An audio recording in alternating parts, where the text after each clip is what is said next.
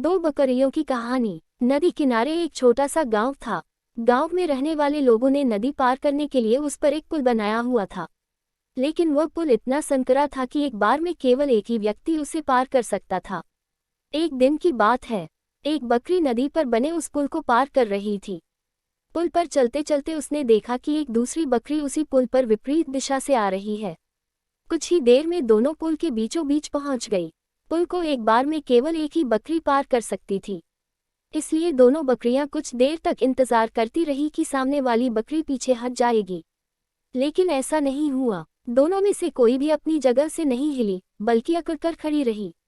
तब एक बकरी दूसरी बकरी से बोली, तुम मुझे जाने का रास्ता दो, क्योंकि मैं तुमसे बड़ी हूँ।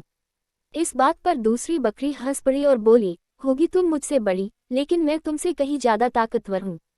मैं तुमसे जल्दी ये पुल पार कर लूंगी, इसलिए तुम मुझे रास्ता दो। पहली बकरी बोली, मैं तुमसे बड़ी भी हूँ और ताकतवर भी, इसलिए हट जाओ। कुछ देर तक दोनों में इस बात पर बहस होती रही कि दोनों में कौन ज्यादा ताकतवर है। फिर बहस लड़ाई में बदल गई।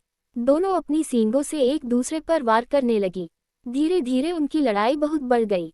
परिणाम ये हुआ कि उनका संतुलन बिगड़ा और वे दोनों पुल से नीचे नदी में जा गिरी। नीचे नदी की तेज धार उनको बहा ले गई और अंततः दोनों मर गई।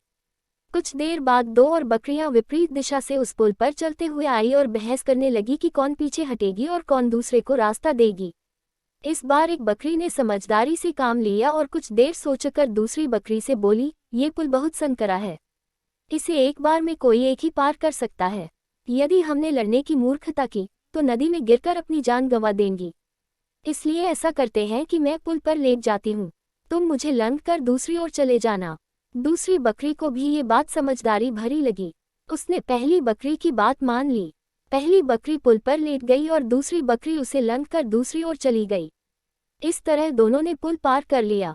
सीख 1, गुस्सा और अहंकार बर्बादी की ओर ले जाता है। 2, वही समझदारी से काम लेने पर हर समस्या का समाधान निकल आता है।